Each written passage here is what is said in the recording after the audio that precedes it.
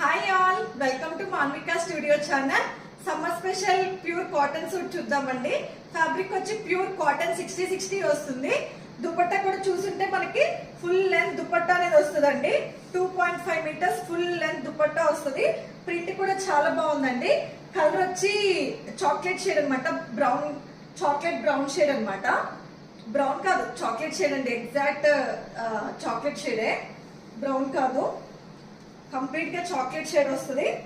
మనకి yoke part వరకు ఇలా సింపుల్ గా హైలైట్ చేయడానికి వర్క్ ఎంబ్రాయిడరీ డీటెయిలింగ్ అనేది ఇచ్చారండి. యోక్ పార్ట్ వరకు 3/4 స్లీవ్స్ వస్తాయండి.